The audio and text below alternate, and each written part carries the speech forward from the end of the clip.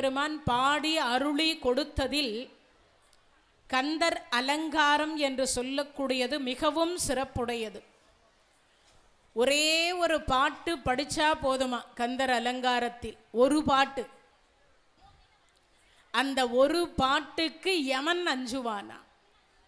சற்று நேரத்திற்கு முன்னதாக என்னை விட மூத்தவர்கள் திருமதி வாசுகி மனோகரன் அம்மா அவங்க சொல்லுகிற பொழுது, இந்த யமன் தான் எல்லாத்துக்கும் பயப்பட மாட்டான் அப்படின்னு சொல்லிட்டு, ஏன்னா அப்பாயின்மெண்ட் வாங்காத வர ஒரே ஒரு ஆள் அப்படின்னு சொல்லி தான் சொல்லும் பொழுது சொன்னாங்க. அந்த யமன் கூட கந்தர் அலங்காரம் பண்ணால் சற்று நேரம் நின்றுட்டு அதுக்கப்புறம் முருகன் கிட்ட அனுமதி பெற்று வருவானா. அப்பேற்பட்ட ஒரு அலங்காரம் அப்படின்னு சொல்லக்கூடியது. அதனால் அந்த அலங்காரத்தில் என்னென்ன பாடல்கள் நம்ம எல்லாம் தெரிந்து கொள்ள வேண்டிய பாடல்கள். சரி, அது தெரிஞ்சால் மட்டும் போதுமா, பாடினா போதுமா, அதனுடைய உள் அர்த்தம் என்னவாக இருக்கும்? இன்னைக்கு பங்குனி உத்தரம். பங்குனி உத்தரத்தினுடைய சிறப்புகள் அனைத்துமே முன்கூட்டியே உங்களுக்கு சொல்லிட்டாங்க. எல்லா தெய்வத்திற்கும் திருமணம் நடந்த ஒரு நாள் பங்குனி உத்தரம். எல்லா தெய்வத்துக்கும், தாட்சாயினிக்கும் சிவபெருமானுக்கும் திருமணம் நடந்தது. பார்வதி அம்மையாருக்கும் பரமேஸ்வரனுக்கும் திருமணம் நடந்தது. வள்ளி தெய்வயானைக்கு திருமணம் நடந்தது. சீதா ராமருக்கு திருமணம் நடந்தது. பாமா ருக்மணி கிருஷ்ணருக்கு திருமணம் நடந்தது. அதே மாதிரி இருக்கக்கூடிய தெய்வங்கள் அத்தனை பேருக்குமே திருமணம் நடந்தது பங்குனி உத்தரத்தில். இந்த ஆணுக்கும் பெண்ணுக்கும் திருமணம்னாவே மகிழ்ச்சி இருக்கும். மனம் மகிழ்ச்சியாக இருக்கிற பொழுது தான் இந்த திருமணம் முடிஞ்ச உடனே ஆர்த்தி எடுப்பாங்க. பெண்ணோ ஆணோ மச்சன்சியோ யாரோ எடுப்பாங்க. சொல்லுவாங்க, சந்தோஷமாக இருக்கிறீங்க, 2000 ரூபாய் நோட்டாக போடு. உடனே சொல்லிடாதீங்க, செல்லாதுமா. இப்பெல்லாம் இந்த சந்தோஷமாக இருக்கிற பொழுது பாக்கெட்டில் எவ்வளோ வருதுன்னு தெரியாமல் எடுத்து கொடுப்பாங்க. யார்? இந்த மாப்பிள்ளை. பக்கத்தில் அப்போ தான் என்ட்ரி ஆகியிருப்பாங்க. எப்போ தாலி கட்டி ஒரு அரை மணி நேரம் 1 மணி நேரம் ஆகிருக்கும். அந்தம்மா சொல்லும், என்ன 500 ரூபா போடுறீங்க? ஒரு 2000 போட்டால் தானே உங்கள் மச்சிஞ்சிக்கிட்ட உங்கள் பெருமை என்னன்னு தெரியும் அப்படின்னு. முருகப்பெருமானாக இருக்கக்கூடியவர் 10 ரூபாய் கொடுக்கணும்னு நினைத்தா வள்ளி எம்பிராட்டி சொல்லுவாளாம், இந்த பூலோகத்தில் என்னை போன்ற பெண்களுக்கு ஆசைக்கு அளவு இருக்காது, அதனால் 10 ரூபாய் வேணாங்க, ஒரு 200 ரூபாவா போடுங்கம்பாலாம். அப்போனா 19 மடங்கு சேர்த்து கொடுக்கக்கூடிய வள்ளியம்பிராட்டி. அதனால தான் இதில் பாடுகிற பொழுது எல்லா இடத்திலேயும் பார்த்தீங்கன்னா முதல்ல யாரை சொல்லுவாங்க அப்படின்னா, மாறிலா வள்ளி வாழ்க அப்படின்னு வாங்க. வள்ளி எம்பிராட்டி அப்படின்னு சொல்லக்கூடியவள் தான் முன்னாடி நிற்பாங்க. அதுபோல இறைவனுடைய அந்த சந்தோஷமான நாள் இன்றைய தினம். நீங்கள் என்ன கேட்டாலும் தருவாங்க. அதுக்காக 40 ஏக்கர் நஞ்சை, 40 ஏக்கர் புஞ்சை, ஆப் வெட்டுக்கு 50 லட்சம் கார், பிஎம்டபிள்யூ கார், 40 வேலை கார், இதெல்லாம் கேட்காதீங்க. இரவாத இன்ப அன்பு வேண்டிப்பின் வேண்டுகின்றார், பிறவாமை வேண்டும் மீண்டும் பிறப்புண்டேல் ஐயனே உன்னை மறவாமை வேண்டும், இன்னும் வேண்டும் அறவா நீ ஆடுகின்ற பொழுது மகிழ்ந்து பாடி உன் அடியின் கீழ் இருக்க வேண்டும் என்று நம்மை போன்று ஒரு பெண்ணாக இருக்கக்கூடிய திருக்கைலாயத்திற்கு ரோடு போட்டு கொடுத்த காரைக்கால் அம்மையார் தலைகீழாக நடந்து போய் ரோடு போட்டு கொடுத்தாலே அந்தம்மா கேட்ட மாதிரி கேட்கணும். செத்து போகாத அன்பை கேட்கணும் இறைவனிடத்துல. இப்பிறவி இல்லை, எப்பிறவி எடுக்குமானாலும் அருணகிரி பெருமான் சொல்றார், ஏடுகடல் மணலை அளவிடை அதிகம் எனதிடர் பிறவி அவதாரம். இதுக்கு என்ன அர்த்தம்னு எத்தனை பேருக்கு தெரியும்? ஒரு கடல் மணலை எடுத்து எண்ணி பார்த்து 7ஆல பெருகணுமா? முடிகிற விஷயமா? அவ்வளவு பிறவி இருக்குதான். ஏம்மா இதுவே கடைசி பிறவின்னு எனக்கு ஜாதகத்தில் சொன்னாங்களே, நீ என்னம்மா அவ்வளவு பிறவி இருக்குன்னு சொல்கிற? இருக்கலாம், கடைசி பிறவியாக இருக்கலாம். ஆனால் அந்த உயிர் பிரிகிற பொழுது இந்த மனம் நினைக்குமா? 90 வயசு தாத்தா மரண படுக்கையில் இருக்கின்றார். அந்த மரண படுக்கையில் இருக்கின்ற பொழுது 6 மாதம் நல்லவங்களுக்கெல்லாம் வருது, இவருக்கு வரமாட்டேனதே எல்லா அம்மாவும் வையுது. எது கட்டிக்கிட்டதும் திட்டுது, வந்ததும் திட்டுது, பெத்ததும் திட்டுது, எல்லாம் திட்டுறாங்க. அப்படி எல்லாம் முடிச்சதுக்கப்புறமா சில பேர் சொன்னாங்க, இதை சொன்னால் சீக்கிரமாக முக்தி அடைந்துரும்னாங்க. அப்போ சொல்லுகிற பொழுது, முருகா முருகா முருகா என்று 3 முறை அழைத்தால் முருகன் முக்தி தந்து விடுவான். முருகன் நம் குலதெய்வம், முருகா முருகா முருகா என்று அழை என்று சொல்லி அந்த படுத்த படுக்கையாக இருந்த தாத்தா கிட்ட போய் சொன்னாங்க.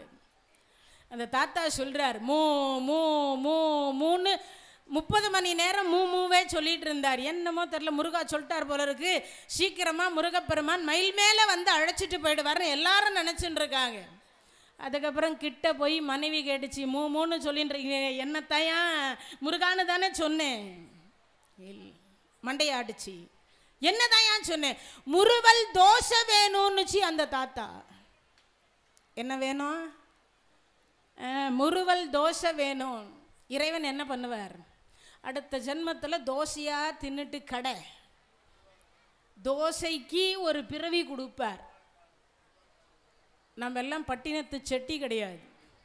9 கோடி ரூபாய் சொத்தை தூக்கி தெருவில் போட்டுட்டு காதற்ற ஊசியும் வாராத கண் கடைவழிக்கேன்னு போகிறதுக்கு பக்தி செலுத்தினா எப்படி செலுத்தணும்னு சொல்லி கொடுத்தவர் பட்டினத்தார். பக்தி செலுத்தணும்னா எப்படி செலுத்தணும்னு சொல்லி கொடுத்தவர் பட்டினத்தார். அவருடைய தலைமுறையிலே அவருடைய வம்சாவளியில் இருக்கக்கூடிய பட்டினத்து செட்டின்னு வாங்க. அம்மையார் எனக்கு முன்னாடி பேசின வாசிக்கு மனோகரன் நேற்றைக்கு அங்கே பேசினாங்க. நான் அதுக்கு முந்தின நாள் அங்கே பேசிட்டு வந்தேன். காரைக்குடியில் ஒரு ஐயனார் கோயில் கும்பாபிஷேகம். கும்பாபிஷேகத்துக்கே கிட்டத்தட்ட வாழை மர தோரணமே 3 கிலோமீட்டர் கட்டிக்கிறாங்க. ஒரு இன்ச்சுக்கு 3 கோடி இல்லை ஒரு 5 கோடி செலவு பண்ணியிருப்பாங்க. 3 கிலோமீட்டர் தொலைவு வளைச்சி போட்டு வச்சுக்கிறாங்க. டெக்கரேஷன் அவ்வளவும் போட்டு கிராண்டாக பண்ணி வச்சுக்கிறாங்க. இதுக்கெல்லாம் என்ன காரணம்னு எப்பயாவது யோசிச்சுக்கிறீங்களா? பட்டினத்தார் வீசி சென்ற 9 கோடி ரூபாய் சொத்து, அவர் செலுத்திய பக்தி ஒன்றுதான் அவருடைய சமுதாயத்தை இன்றைய தினம் வரைக்கும் யார் கையிலையும் ஏந்தாமல் வைத்திருப்பதற்கு காரணம். ஆனால் நம்மளால் அவ்வளவு துறக்க முடியுமான்னு தான் தெரியல. பக்தி செலுத்தின அதே பட்டினத்தார் சொல்கிறார், என்னால் அந்த மாதிரியெல்லாம் பக்தி செலுத்த முடியலப்பா. எப்படி பக்தி செலுத்த? வாளால் மகவு அறிந்து ஊட்டவல்லேன் அல்லேன், மாது சொன்ன சூழால் இளமை துறக்கவல்லேன் அல்லேன், பக்தி செய்து நாளாரில் கண்ணெடுத்து அப்பவல்லேன் அல்லேன், இனி நான் சென்று ஆளாவது எப்படியோ திருக்காலத்தி அப்பருக்கே. பக்தினா எப்படின்றத அவர் ஒரு 4 வரியில் சொல்லி கொடுத்துக்கிறார். பக்தினா என்னது? இந்த கந்தர் அலங்காரத்தை விட்டுட்டு என்னென்னமோ பேசுறேன்னு நினைக்க வேண்டாம். கந்தர் அலங்காரத்துக்கு உதாரணம் சொல்லிட்டு இருக்கேன். அவர் எந்த பக்தியில் கொண்டு வந்து பாடி இருக்கிறாருன்றதுக்காக. வாளால் மகவு அறிந்து ஊட்டவல்லேன் அல்லேன், பெத்த பிள்ளையே சிறுதொண்ட நாயனார் என்று சொல்லக்கூடிய பரஞ்சோதியார் 5 வயது குழந்தையை தாய் காலை பிடிக்க தந்தை கழுத்தை அறுக்க ஒவ்வாத பகுதியை ஒதுக்கி வைத்துவிட்டு தாய் சமைத்து கொடுக்க அந்த பகுதியை 6 மாசத்துக்கு 1 வருடத்திற்கு 1 முறை உண்ணுவேன்னு சொல்றார் வந்த சிவடியார். யாராவது யமனுக்கு கொடுத்தாலும் கொடுப்பாங்க. 20 பிள்ளைய பெற்று வச்சிருந்தாலும், ஏப்பா ஒரு பிள்ளைய கொடு, ஒரு 5 கோடி கொடுக்குறேன், கொடுப்பாங்களா? உடனே சொல்லிடாதீங்க, இப்போ இருக்கிறவங்க கொடுப்பாங்க. உண்டா இல்லையா? கொடுக்க மாட்டாங்க. அப்போல்லாம் இந்த குப்பை தொட்டியில் போட்டு போகிறாங்களே அவங்கெல்லாம், இப்பெல்லாம் பணம் 10ம் இல்லை, பாதாளம் வரைக்கும் பாயுது, இல்லைன்னு சொல்ல முடியாது. ஆனால் அந்த காலத்து தாய்மார்கள் எல்லாம் என்ன பண்ணுவாங்க, 100 பிள்ளைகள் பெற்றிருந்தாலும் எமனுக்கு கொடுத்தாலும் கொடுப்பாங்க. பெத்த பிள்ளையை அறிஞ்சு சமைக்க மாட்டாங்க. சிறு தொண்டர் செய்யக்கூடிய தொண்டு சிறு தொண்டு. அதனால் உணவு கேட்குறார் அடியார் வந்து, சரி கொடுக்கலாம். அம்மா அவர் கேட்குற உணவு கொஞ்சம் வித்தியாசமாக இருக்குது, என்ன இருக்குது? 5 வயசு அன்னைக்கு தான் முடிவடைந்திருக்கணும். 5 வயசு அன்னைக்கு தான் அவனுக்கு முடிவடைந்திருக்கணும். அவனுக்கு கூன் குருடு செவிடு பேடு நீங்கி அவன் பிறந்திருக்கணும். அவன் காலை தாய் பிடிக்க தந்தை கழுத்தை அறுக்கணும். எவனாவது அறுத்து கொடுப்பானா? யாராவது செய்வாங்களா? சரி, அப்பனுக்கு மனசு இருக்காது, ஏன்னா 1000 தாய் சேர்ந்தவர் ஒரு தந்தை அப்படிம்பாங்க. சரி, அதனால் ஒரு வேளை அப்பா வேணா ஒத்துக்கலாம், அம்மா ஒத்துக்குவால, 10 மாதம் சுமந்து. அதை விட இன்னொரு அதில் ஒரு ட்விஸ்ட் வைக்கிறாரு சிவபெருமான். என்ன வைச்சார் தெரியுமா? 5 வயசுக்கு மேலாமல் இருக்கணும், ஒரு தாய் தந்தருக்கு ஒரே பிள்ளையா இருக்கணும். இவ்வளவும் சொல்லி முடிச்சார்ல, இவ்வளவும் சொல்லி கொடுத்துட்டார். இப்போ தாய் காலையும் பிடிக்கணும், தந்தை கழுத்தையும் அறுக்க போகிறார். அதில் ஒரு சின்ன ஒரு எல்லாம் சொல்லி முடிச்சிட்டாரு. உணவனுடைய பழக்க வழக்கெல்லாம் சொல்லிட்டாரு. ஒவ்வாத பகுதியை ஒதுக்கிடணும்னு சொல்லிட்டார். 2 அடி எடுத்து வச்சு பரஞ்சோதியார், இந்த சாப்பாடு உன்னால் செய்ய முடியுமானா செய்ய முடியும்னு தலையாட்டிட்டு 2 அடி எடுத்து வைக்கும்போது ஒரு வார்த்தை சொன்னார். தாய் காலை பிடிக்க தந்தை கழுத்தை அறுக்கின்ற பொழுது அந்த குழந்தை ஆனா அழக்கூடாதுன்னார். அப்பா அத்தா செய்கிற தொண்டுக்கு பிள்ளை துணையா இருக்கணும், அவன் அழக்கூடாது. அவன் கண்ணில் இருந்து தண்ணி வந்தா கறி உப்பு கறி கண்டான்னா. இப்போ யோசிங்க உங்க பக்தி எப்படின்னு. நம்மலாம் நிறைய சொல்கிறோம், தீக்குழியில் இறங்குறோம். 40 நாள் நான் விரதம் இருக்கிறேன். இந்த 2 கால் 4 கால் 8 கால் 10 கால் நீந்தறது பறக்கிறது ஒன்றையும் நான் சாப்பிட்றதே இல்லை. 40 நாள் நான் கடுமையான விரதம் இருக்கிறேன். இதெல்லாம் விரதம்? யோசிங்க. ஒரு இறைவன் கேட்டார்ல, ஒரு சிவடியார் கேட்டதற்காக யோசித்து பாருங்க. முடியை மொட்டை அடைச்சிட்டு 2 அப்பம்மா 2 பேரும் போய் அந்த பிள்ளை காலில் பள்ளிக்கூடத்துக்கு போயிட்டு வந்தால் கூப்பிட்டு வந்தாங்க. வரும்பொழுதே மொட்டை அடித்து கூட்டிகிட்டு வந்துட்டார். ஏன்னா அதில் முடி போயிடக்கூடாது, எனக்கு கழுத்து அறுக்கிற பொழுது முடி போகக்கூடாதுங்கிறதுக்காக மொட்டை அடிச்சிட்டு வந்துட்டார். அந்த குழந்தைக்கு உணவை கொடுத்தாங்க. அன்னைக்கு தான் அவன் காலையில் அந்த குழந்தைய பிறந்த நாள்னு காலில் விழுந்துட்டு போயிருக்கான். அண்ணா அப்படி காலில் விழுந்த குழந்தை அவன் காலில், அந்த குழந்தை காலில் அப்பமா விழுறாங்க. சாயங்காலம் விழுகிற பொழுது அந்த குழந்தை 10 அடி தள்ளி போனான். உங்கள் காலில் காலையில் நான் விழுந்து ஆசீர்வாதம் வாங்கினேன், இப்போ என் காலில் நீங்கள் விழுந்து ஆசீர்வாதம் வாங்குறீங்களே, இது பாவம் அல்லவா? அப்பா உங்கள் அப்பா செய்கிற சிறு தொண்டு உங்களுக்கு தெரியும் அல்லவா? ஆமாம் தெரியும். அதுக்கு இன்றைக்கி நீ தான் உதவி செய்ய முடியும். சரி சொல்லுங்கள், என்ன செய்யணும்? அம்மா காலை பிடிச்சிப்பா, அப்பா நான் கழுத்தாக இருப்பேன், நீ அழாமல் இருக்கணும், அதுக்கு தான் உங்கள் காலில் விழுந்துக்கிறோம். அப்போ அந்த குழந்தை 5 வயசு குழந்தை சொன்னான், உங்கள் சிறு தொண்டு நிச்சயமாக பாதையில் நிற்காது, நீங்கள் ஒன்றும் கவலைப்படாதீங்க, நான் நிச்சயமாக என் கண்ணிலிருந்து கண்ணீர் வராது. எப்பா இன்னொரு கண்டிஷனும் போட்டிருக்காரு, என்னது? நான் சிரிச்சுக்கிட்டே இருக்கணும்னு சொல்லியிருப்பார். அதானப்பா அந்த குழந்தை சொன்னா. இவங்க சொல்கிறாங்க, சொல்லலான்னு எடுக்கிறாங்க, நீ கழுத்தறுகிற பொழுது ஆண் அழக்கூடாது, சிரிச்ச முகத்தோடு இருக்கணும்னு வாய் எடுக்கிற பொழுது அந்த குழந்தை சொல்லிட்டான். என்னன்னு? சிரிச்ச முகத்தோடு இருக்கணும், அதானே? இன்முகத்தோடு நான் அந்த உணவை கொடுக்கணும், அதானே? நான் ரெடி, நீங்கள் ரெடியான்னா. அவனே கொண்டு போய் எல்லாம் சட்டி பானையெல்லாம் கொண்டு போய் கத்தியை கொண்டு போய் புலக்கடையில் வைக்கிறான். இவங்க போகிறாங்க. யோசித்து பாருங்க, கற்பனை பண்ணி கூட பார்க்க முடியாத பக்தியை செலுத்தியவர் சிறுதொண்ட நாயனார். என் பக்தி என்னடா, நான் சம்பாரிச்ச 9 கோடி ரூபாய் செத்த தூக்கி அப்படி தெருவில் போட்டு போனேன், வாளால் மகவு அறிந்து ஊட்டவல்லேன் அல்லேன். என்னால் அந்த மாதிரி பக்தியை செலுத்த முடியாது. யார் சொல்கிறா? 9 கோடி ரூபாய் சொத்தை தூக்கி தெருவில் போட்டு போன பட்டினத்து அடிகள் சொன்னது. அதுக்கடுத்து சொன்னார், இளமை துறக்க வல்லேன். எதை? கணவன் மனைவின்னு சொல்றது சாதாரண விஷயம் இல்லை, எல்லாத்தையும் துறக்கலாம். எல்லாம் உலகத்தை எதனாலும் துறக்கலாம். காமத்தை துறப்பது ரொம்ப ரொம்ப கடினம். அதுவும் கல்யாணம் ஆன உடனே காமத்தை.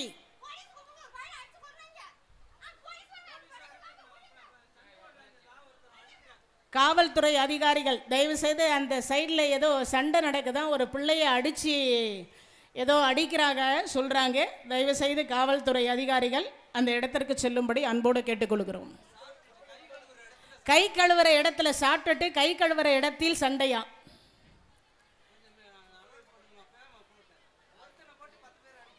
ஒருத்தரை போட்டு 10 பேர் அடிக்கிறாங்களாம். தயவு செய்து வந்து புண்ணியத்தை சேர்த்து கொள்ளுங்க, தயவு செய்து பாவத்தை சேர்த்து கொள்ளாதீங்க. தயவு செய்து அதை அடிக்கிற தம்பிங்க யாராக இருந்தாலும் கையெடுத்து கும்பிட்டு கேட்குறேன்ப்பா, தயவு செய்து ஒருத்தரை அந்த மாதிரி பண்ணாதீங்க, விட்டுடுங்க. அவர் தப்பே பண்ணவராக இருந்தாலும் சுப்பையா சுவாமி அதற்குரிய தண்டனை தருவார், நீங்கள் தர வேண்டாம். இறைவனுடைய கருணையினால் பக்தி செய்யக்கூடிய ஒன்று. கோயிலுக்கு வந்து பாவத்தை சேர்த்துட்டு போகக்கூடாது, புண்ணியத்தை சேர்க்கணும். இறைவனுடைய கருணையினாலே அவர் சொல்றார், வாளால் மகவு அறிந்து ஊட்ட வல்லேன் அல்லேன், மாது சொன்ன சூழால் இளமை துறக்க வல்லேன் அல்லேன்னார். இந்த இளமையை துறக்கிறது எவ்வளவு கடினம் தெரியுமா? கல்யாணம் ஆன உடனே மழை பெய்யுது, திருநீலகண்ட நாயனார்னு பேர். மழை பெஞ்ச உடனே வழியில் ஒதுங்குறலான்னு ஒதுங்குறார். அவருக்கு தெரியாது, பாவம் முன்ன பின்ன அந்த தெரு வழியாக வந்திருக்கிறார்.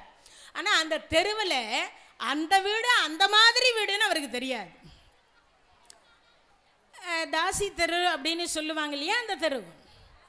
அவர் திண்ண மேலே நின்றுட்டு வந்துட்டார். மழை நின்ன உடனே வந்துட்டார். இந்த மனைவி கேட்குறாங்க, துண்டு எடுத்துகிட்டு வராங்க. மழை பெஞ்சிட்டு இருந்ததே, துண்டு எடுத்துகிட்டு வராங்க. ஏன்னா கோயிலேருந்து இவ்வளோ துறவி இவர் வந்திருக்கிறாருன்னா நனையாமல் வந்திருக்க மாட்டார், நனைந்து வந்திருப்பார்.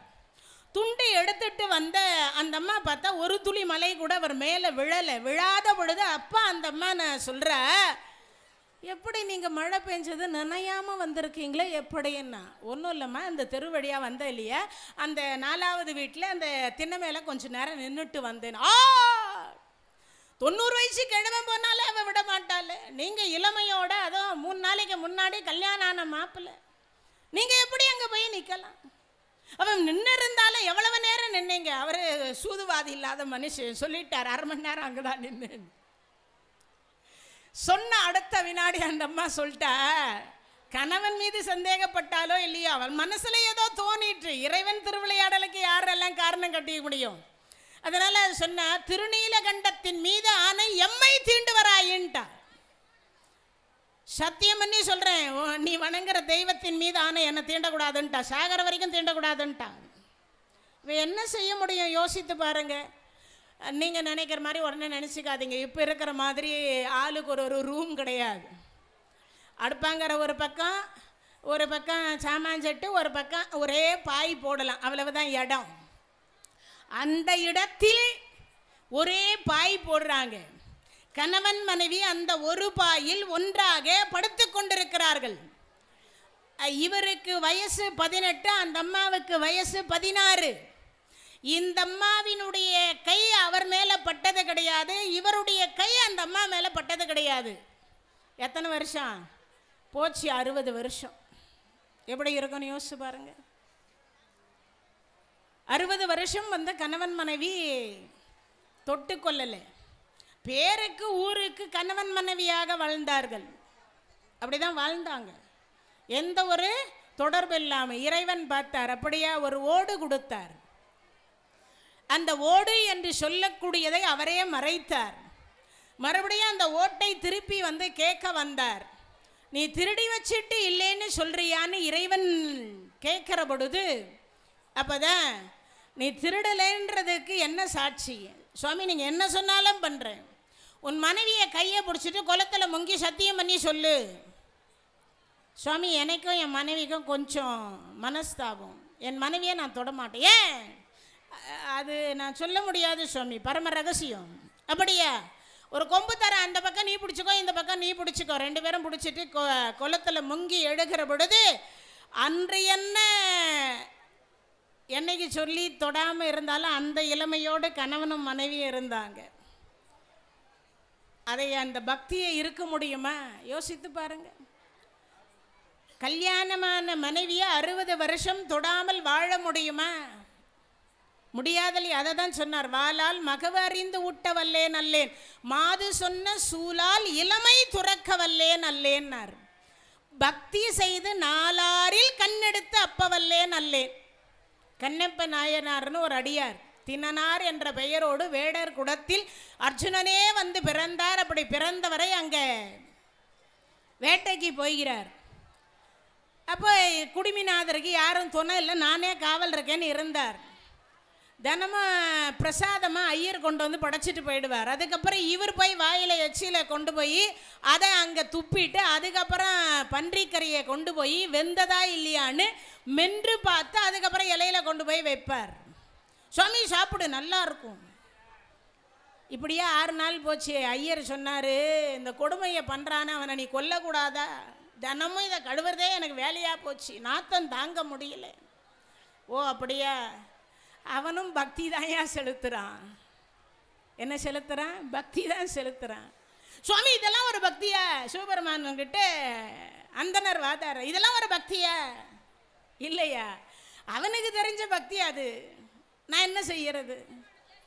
சுவாமி பக்தினா இப்படி ஒரு பக்தி பண்ணுறது ஒரு பக்தியா? நீ இதையே சொல்றியே, நான் என்ன கேட்டாலும் அவன் தருவான் தெரியுமா? சுவாமி நிச்சயமாவா? என்ன கேட்டாலும் தருவான். சரி நீ வேணா என் பின்னாடி ஒளிஞ்சுக்கோ, அவன் பக்திக்கு ஒரு உதாரணத்தை உனக்கு எடுத்து காட்டுறேன் அப்படின்னார். சரின்னு இவர் பூஜையை முடிச்சு பின்னாடி ஒளிஞ்சிட்டார். அதுக்கப்புறம் அவன் வந்தான், வாயில் இருக்கிற எச்சில துப்புறான். ஐயோ சிவசிவா, அவன் காதை பொத்திக்கிறார் சிவாச்சாரியார். இப்படி கிடையாது, இது ஒரு பக்தியா? வாயில் இருக்கிற எச்சில உமி விழுது ஒரு பக்தியா? அவனுக்கு வேற அந்த தொன்னையை எடுத்துட்டு அதில் தண்ணி எடுத்துட்டு போகணுமே, 2000 படி ஏறணுமே, எப்படி ஏறுறது? முடியாது இல்லையா? அதனால் அவன் வாயில் கொண்டு வரான். ஆனால் வாயில் எச்சியை வச்சுக்கிட்டு அந்த தண்ணியை வச்சுக்கிட்டு 2000 படி ஏறான்னு அது எவ்வளோ பெரிய விஷயம்? முடியுமா? நீங்களாம் வாயில் எச்சியை வச்சுட்டு மூச்சை விட்டுட்டு ஏறுங்க பார்ப்போம் படியே. அவன் பக்திக்காக, இறைவன் மீது உள்ள பக்திக்காக அவன் ஏறினான். இந்த கறியை எடுத்துகிட்டு போனான், காட்டு மலரை தூக்கி போட்டான், கறியை வச்சான், சுவாமி சாப்பிடுன்னான். பார்த்தா ஒரு கண்ணில் ரத்தம் வழியுது. என் குடிமிநாதனுக்கு எவனோ தீங்கி இழைத்து விட்டான். உடனே அவன் பார்த்தான், ஓடி வந்தான், வேட்டை எல்லாத்தையும் பண்ணி பார்க்குறான். ஆனால் எதுவும் அங்கே யாரும் இல்லை. அப்போது அவங்க அம்மா சொன்னா, சிறு வயதில் ஒரு பழமொழி சொன்னான். என்ன சொன்னா தெரியுமா? முல்லை முள்ளால் எடுக்கணும், வைரத்தை வைரத்தால் அறுக்கணும், மலத்தை மலத்தால் போக்கணும். இது பழமொழி. முல்லை முள்ளால் எடுக்கணும், வைரத்தை வைரத்தாய் கொண்டு தான் அறுக்க முடியும், வேற எதை வச்சும் அறுக்க முடியாது. அதுக்கு அடுத்து இன்னொன்று, மலத்தை மலத்தால் போகணும். அந்த காலத்துலலாம் இத்தினூண்டு பிள்ளைகள் வந்து என்ன போனா, பாத்ரூம் போனா சாணத்தை கொண்டு வந்து முழுகினாங்க. இன்னைக்கு சாணத்துக்கு பதிலாக என்ன பண்ணுறாங்க? வாசனை உள்ள திரவிய பொருள்களை அந்த இடத்துல போட்டு ஒரு மாப்பை போட்டு தொடச்சி வைக்கிறாங்க. அதுக்கு பேர் பெனாயில், அப்புறம் என்னென்னமோ சொல்கிறீங்க இல்லையா? அப்போ ஏதோ ஒரு பொருள் அந்த இடத்துல செய்கிறோம். அதனால் இப்போ இந்த குழந்தை யோசிக்கிறான், ஒருவேளை கண்ணுக்கு கண்ணு கொடுக்கணுமோ? அவன் ஒன்றும் பண்ணலை, எடுத்தான், அம்பை பாய்ச்சினான், கண்ணை பிடுங்கன்னா அப்படி வச்சுட்டான். நின்று போச்சு. ஆடினான், பாடினான், ஓடினான். இந்த பின்னாடி இருக்கிற சிவாச்சாருக்கு கை காலு எல்லாம் கிடு கிடு கிடு கிடு கிடு கிடு கிடு கிடு கிடு நடுங்குது. இது பக்தி. சுவாமி 80 வருஷமா உனக்கு நான் பிரம்மச்சரியாக இருந்து பூஜை பண்ணிக்கிட்டு இருக்கேன், ஆனால் என்னால் அந்த மாதிரி கண்ணெல்லாம் கொடுக்க முடியாது. சரி கொடுக்கல. அடுத்து பார்த்தேன், இது என்னையா இது? இப்போதான் நான் உனக்கு ஒன்று தான் காமிச்சிக்கிறேன், இன்னொன்று காண்பிக்கிறேன் வாரேன்னார். என்னது? 2வது கண்ணில் வர வச்சார். அதுக்கு அடுத்து அவன் ஒன்றும் பண்ணலை. என்கிட்ட மருந்துண்டு காணா. 2வது கண்ணில் கொண்டு போய் பானத்தை செலுத்துகிற பொழுதுதான் கண்ணப்பான் நில்லப்பான்னார். சிவபெருமான் தடுத்தாட்கொண்டார். இப்போ 6 வயசு குழந்தை அவன், அவனுக்கு 6 நாள் பக்தி. 9 வயது குழந்தவன், ஆனா இறைவனை காட்சியாக கண்டுவிட்டான். இந்த 9 வயது குழந்தையினால 80 வயது வரைக்கும் பிரம்மச்சரிய விரதத்தை மேற்கொண்டிருந்த சிவாச்சாரியாருக்கு இறைவன் காட்சி கொடுக்கல. இந்த தின்னனார் என்று சொல்லக்கூடிய கண்ணப்ப நாயனார் மூலியமாகத்தான் அந்த 80 வயது முதியவராக இருக்கக்கூடிய அந்தனருக்கு இந்த பையனால தான் காட்சி கிடைச்சதே தவிர அவருக்கு தனிப்பட்ட முறையில் காட்சி கிடைக்கல. யோசிச்சு பாருங்க பக்தி எப்படின்னு. அதை தான் அவர் சொன்னார், பக்தி செய்து நாலாரில் கண்ணெடுத்து அப்பவல்லேன் அல்லேன்னார். பக்தி செய்து நாலாரில் கண்ணெடுத்து அப்பவல்லேன் அல்லேன். சரி, இதெல்லாம் முடிஞ்சது. அதுக்கடுத்து என்ன பண்ணுறோம்? இதெல்லாம் ஓகே சரி.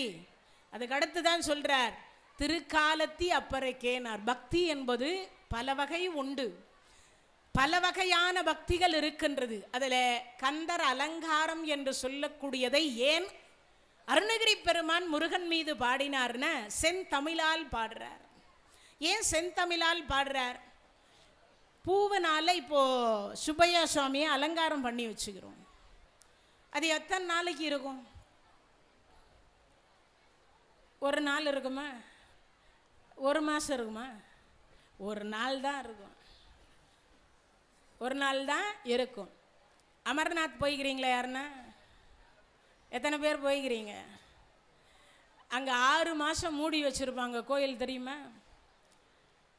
எப்போ மூடுவாங்க? ஐப்பசி பௌர்ணமி அன்னைக்கு பூஜையை முடித்து மூடிடுவாங்க. மறுபடியும் எப்போ? சித்ரா பௌர்ணமி அன்னைக்கு ஓப்பனிங் ஆகும். 6 மாதம் பூ அலங்காரம் பண்ணி ஒரு திரியை போட்டு ஒரு விளக்கேற்றி முடிச்சிட்டாங்கன்னா மறுபடியும் போய் ஓப்பன் பண்ண பொழுது புது பூவெல்லாம் சாத்த மாட்டாங்க. அந்த கம்பளியை எடுத்த உடனே பார்த்தா இப்போ அலங்காரம் செய்தால் எப்படி இருக்குமோ அப்படியே இருக்கும், அந்த விளக்கு அணையாமல் இருக்கும். 6 மாதத்துக்கு யோசிச்சு பாருங்க. அது எதனால்? அங்கே இருக்கக்கூடிய இறைவனுடைய சக்தியினால்.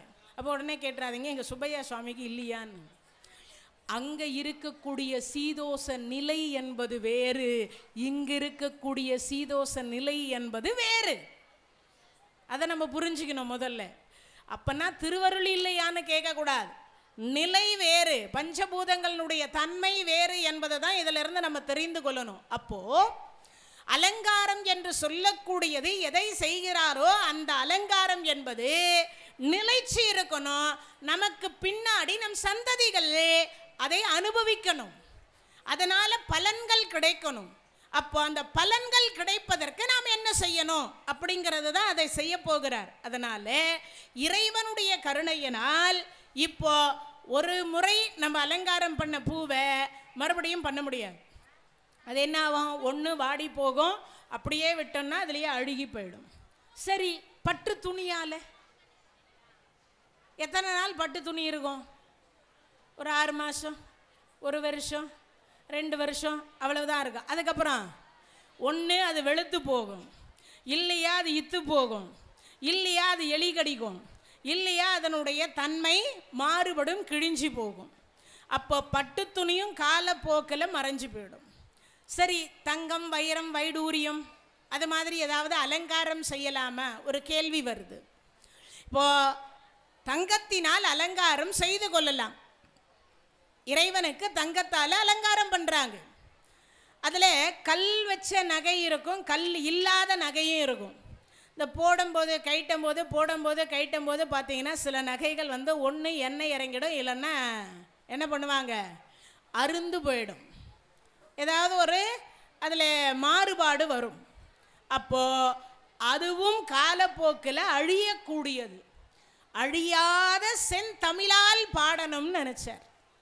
பக்திக்காக என்ன பண்ணுறார்? பக்திக்காக அப்போ தான் சொல்கிறார், அழியாத செந்தமிழால் நாம் பாட வேண்டும். அதில் முதல்ல 108 பாடல் மொத்தம் கந்தர் அலங்காரம். நூல் அப்படின்னு சொல்லக்கூடிய நூற்பயன் அப்படின்னு சொல்லுவாங்க. காப்பு செயல் 1, நூல் என்றது 1, நூற்பயன் என்று 1. இதில் அந்த மாதிரி உள்ள 108 பாடல். அதில் முதல் பாடல், பேற்றை தவம் சற்றும் இல்லாத என்னை பிரபஞ்சம் என்னும் சேற்றை கழிய வழிவிட்டவா, செஞ்சடாவி மேல் ஆற்றை பணியை இதழியை அன்புளியின் கீற்றை புனைந்த பெருமான் குமாரன் கிருபாகரனே. பேற்றை தவம் சற்றும் இல்லாத என்னை. என்னது? நம்ம தவம் பண்ணியிருக்கிறோமா? நிச்சயமாக பண்ணியிருக்கிறோம். ஏதோ இந்த சொல்வாங்கல்ல, மலையில் ஒரு துளி இல்லை பனியில் ஒரு துளி, அந்த அளவுக்காவது புண்ணியம் செய்திருந்தால் மட்டும்தான் இந்த குயவன்குடி குமரன்குடி என்று சொல்லக்கூடிய சுப்பையா சுவாமியினுடைய இடத்துல பங்குனி உத்தரத்துக்கு உலகத்தில் எந்த மூலையில் இருந்தாலும் ஒரு நாள் இரவு இங்கே, நாளைக்கு இந்நேரத்துக்கு இவ்வளவு கூட்டம் இருக்கும். ஈ காக்கா கூட இருக்குமான்னு தெரியல, உண்டா இல்லையா? ஆனால் இன்று இரவு இவ்வளவு பேர் கூடுவதற்கு என்ன காரணம்? ஏதோ ஒரு திருவருள் நம்மால். அப்போ ஏதோ ஒரு ஜென்மத்தில் அருணகிரி பெருமான் சொல்றார், 7 கடல் மணலை அளவிடின் அதிகம் எனதிடர் பிறவி அவதாரம்ன்றார். பிறந்தும் இறந்தும் பிறந்தும் இறந்தும் மாறி மாறி பிறப்பு எடுத்துக்கொண்டே இருக்கின்றோம். அதில் ஏதோ ஒரு பிறவியில் நாம் செய்த ஒரு துளியளவு புண்ணியத்தின் காரணமாக பங்குனி உத்தரத்தி இன்றைய தினத்தில் வந்து சுப்பையா சுவாமியை நாம காண்பதற்கும் இங்கு தரிசிப்பதற்கும் அவருடைய திருவருளை பெறுவதற்கும் வந்து உட்கார்ந்துருக்கிறோம். அப்போ ஏதோ ஒரு புண்ணியம் செய்திருக்கிறோமா?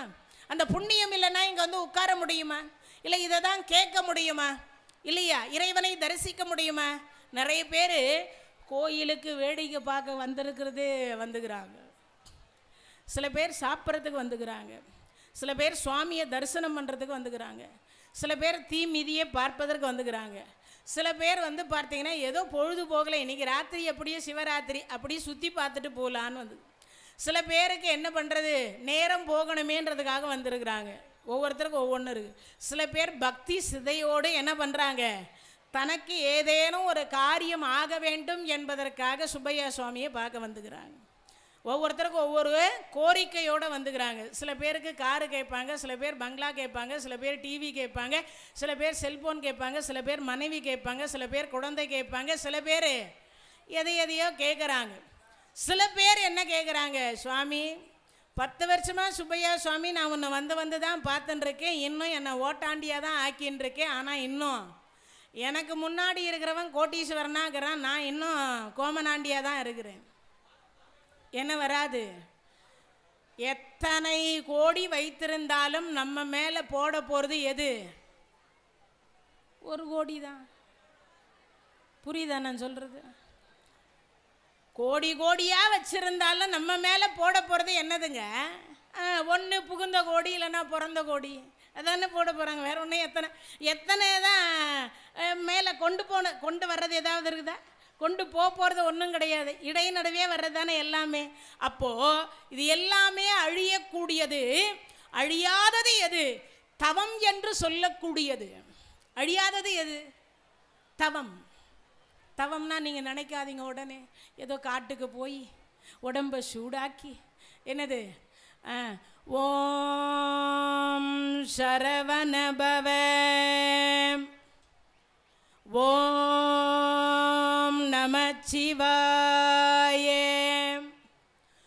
ஓம் நமோ நாராயண ஏதோ சொல்லி ஒரு காலை மடக்கி ஒரு காலை ஒன்றி காற்றை மட்டுமே சுவாசித்து தவம் இருந்து இந்த மேல் நாக்கு வழியாக அப்படி பொங்கி வருமா அமுத கலசம், அதை உள்நாக்கு வழியாக எடுத்து சாப்பிட்டுட்டு பல வருஷம் சாப்பிடாம இருந்து அப்படியெல்லாம் இருந்து பெறுவதற்கு பெயர் அந்த காலத்து தவம். இப்போ கலியுகத்தில் அதெல்லாம் நடக்கும் வாய்ப்பே இல்லை. சரி, எப்போ இது போன்ற புண்ணிய தினங்கள்னு ஒன்று வருது இல்லையா, பிரதோஷம் வர்றதுலையே பிரதோஷத்தில் நித்திய பிரதோஷம் ஒன்று, வளர்பிறை பிரதோஷம் ஒன்று, தேய்பிறை பிரதோஷம் ஒன்று, இதை உங்களுக்கு எல்லாருக்கும் தெரியும். அதுக்கப்புறம் மகா பிரதோஷம்னு ஒன்று இருக்குது. இந்த எல்லா பிரதோஷத்தையும் விட்டுட்டா கூட இந்த மகா பிரதோஷம்னு சனிக்கிழமை வரும் பாருங்க, அந்த பிரதோஷத்துலையாவது உபவாசம் இருந்து 6 மணிலேருந்து சாயங்காலம் 6 மணி வரைக்கும் சாப்பிடாம அதுக்கப்புறம் அங்கே அபிஷேகம் பண்ணி கொடுத்த அந்த பாலை அறிந்து விட்டு இல்லக விளக்கது இருள் கெடுப்பது சொல்லக விளக்கது ஜோதி உள்ளது பல்லக விளக்கது பலரும் காண்பது நல்லக விளக்கது நமச்சிவாயவேன்னு வாயார இறைவனுடைய திருநாமத்தை சொல்லிவிட்டு வீட்டுக்கு வந்து ஒரு விளக்கை ஏற்றிட்டு சிவாய நமன்னு சொல்லி அந்த பாலையோ பிரசாதத்தையோ சாப்பிட்டுட்டு அதுக்கப்புறம் விரதத்தை நிவர்த்தி பண்ணுறதுக்கு இப்போ இருக்கக்கூடிய தவம். சரி, அதுவும் முடியல. ஆடியோட ஆடி, அமாவாசையோட அமாவாசை, கிருத்திகையோட கிருத்திகை, பௌர்ணமியோட பௌர்ணமி, தீபாவளியோட தீபாவளி, பொங்கலோட பொங்கல், இல்லை பங்குனி உத்தரத்தோட உத்தரம், இப்படியாவது வச்சுக்கலாம். அப்போது இதெல்லாம் இறைவன் என்று சொல்லக்கூடிய கலியுகத்தினுடைய சிறப்பு. இதெல்லாம் நமக்கு கலியுகத்தினுடைய சிறப்பு அப்படின்னு பார்த்தீங்கன்னா, தவம் என்பது என்ன? ஒரு காலை மடக்கி ஒரு காலை ஊன்றிக்கொண்டு தவம் இருப்பதற்கு பெயர் தவம் இல்லை. பங்குனி உத்தர நன்னாளில் இவ்வளவு பேர் கூடியிருந்து முருகா முருகா முருகா முருகா என்று பக்தி ஸ்ரதையோடு இப்போ இந்த மாதிரி போன்ற சொற்பொழிவுகளை கேட்டுக்கொண்டிருக்கின்ற பொழுது கூட என்ன சொல்லணுமா? முருகா முருகா என்று முருக சிந்தனையோடு இறந்து இறைவா, இப்பிறவி போனால் எப்பிறவி வாய்க்குமோ தெரியாது, இப்பிறவிலேயே உன்னை நான் பக்தி செய்து, எதை பக்தி செய்து? அன்போடு வணங்குவது சிறப்பு. பக்திக்கு அன்பு தான் முக்கியம். அன்பே சிவம். அப்பனா என்ன அர்த்தம்? அன்போடு முருகநாமத்தை எவர் ஒருவர் சொல்லுவாரோ அவருடைய சந்ததியில் தாய் வழி 7, தந்தை வழி 7, தன்னுடைய வழியில் 7, மொத்தம் 21 தலைமுறை கொடுப்பாராம். யாரு? இந்த சிவபெருமானும் முருகப்பெருமான்கிட்ட இருக்கக்கூடிய ஸ்பெஷல் என்ன தெரியுமா? இவங்க 2 பேர்கிட்ட இருக்கிற ஸ்பெஷல் என்னன்னா, ஒரு தலைமுறைக்கு கொடுக்க மாட்டாங்க. கொடுத்தா எத்தனை தலைமுறை? அம்மா வழியில் 7, அப்பா வழியில் 7, தன் வழியில் 7, 21 தலைமுறை ரிஜிஸ்டர் பண்ணி கொடுத்துருவா. அப்போ எது தவம்? இங்கே உட்கார்ந்து இன்றைய தினத்தில் சிவராத்திரிக்கு எந்த போன்ற விரதம் இருக்கிறீர்களோ அதே மாதிரி சுப்பையா சுவாமியை வந்து பார்த்து தரிசித்து அவருடைய அந்த கண்ணார அப்படின்னு சொல்லக்கூடிய அந்த தீமிதி திருவிழாவை கண்ணார கண்டு முருகா என்கின்ற நாமத்தையோ அல்லது சரவணபவா என்கின்ற நாமத்தையோ அல்லது ஆறுமுக பெருமானே பழனியாண்டவா ஏதோ ஒரு நாமத்தை, முருக நாமத்தை சொல்லி அந்த மனதார நாம் எல்லாம் என்ன பண்ணுறோம்? அந்த இறைவனை வணங்கி வழிபாடு செய்கிறோம் பாருங்க, அதுதான் தவம். அப்போ ஏதோ ஒரு தவம் பண்ணியிருக்கிறோமா? இங்கே வர்றதுக்கு தவம் பண்ணோமா? இங்கே வருவதற்கு புண்ணியம் செய்யணுமா? இங்கே வருவதற்கு அதனால தான் அவன் அருளாலே அவன் தாள் வணங்கி.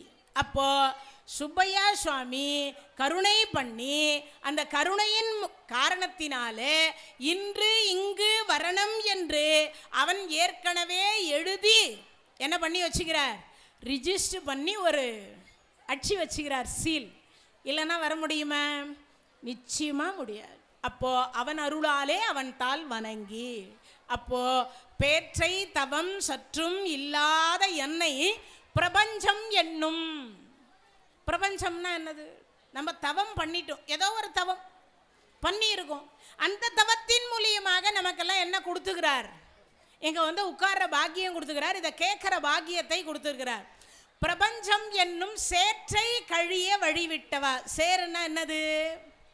ஏன்னா முன்பு இந்த பிறக்கிறோம் பார்த்தீங்களா, அதுக்கு பேர் சேருன்னு பேர். என்னங்க சேருன்னா வேறன்னு தான் நாங்கள்லாம் கேள்விப்பட்டிருக்கிறோம்.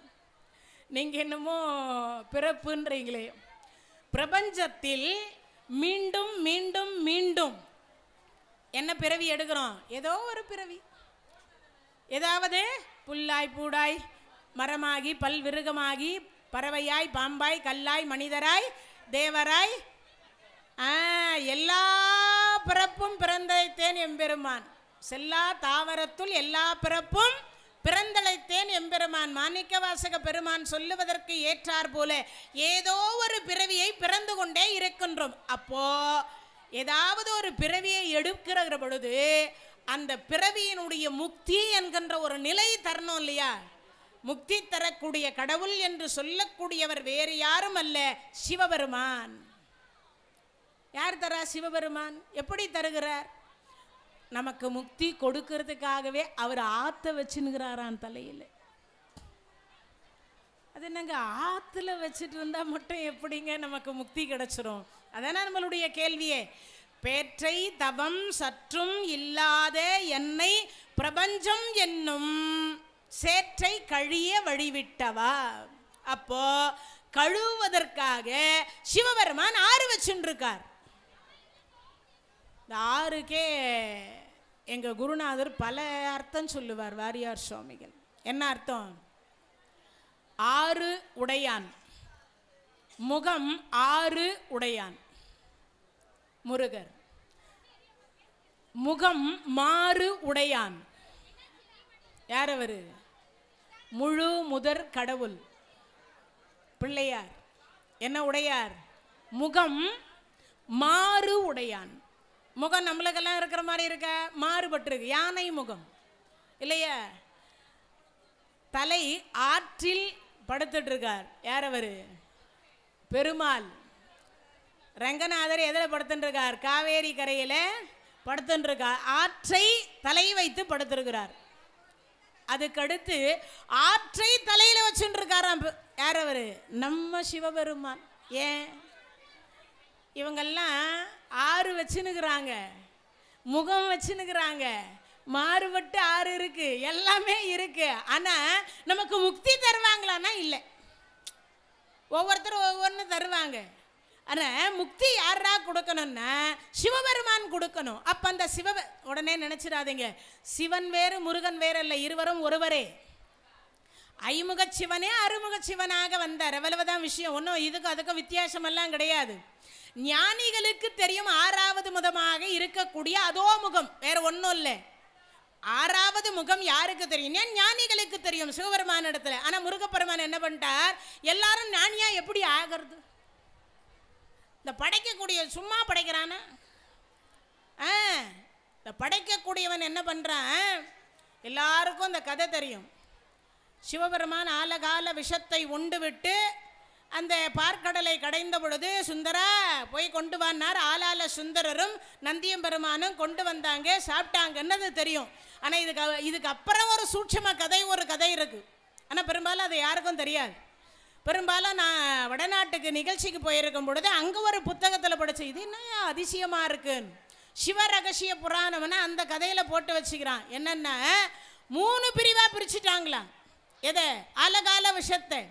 சிவபெருமான் அவருக்கு உரிய பாகத்தை உண்ட பொழுது அவருடைய கழுத்து கருத்து போச்சு. அம்பாள் பார்த்தார், ஆத்தாலை எங்கள் அபிராம வள்ளியை அண்டமெல்லாம் பூத்தாலை மாதளம் பூ நிறத்தாலை புவியடங்கு காத்தாலை அங்கையில் பாசாங்குசமும் கரும்பும் வில்லும் சேர்த்தாலை முக்கண்ணியை தொடுவார்க்கு ஒரு தீங்கும் இல்லையே.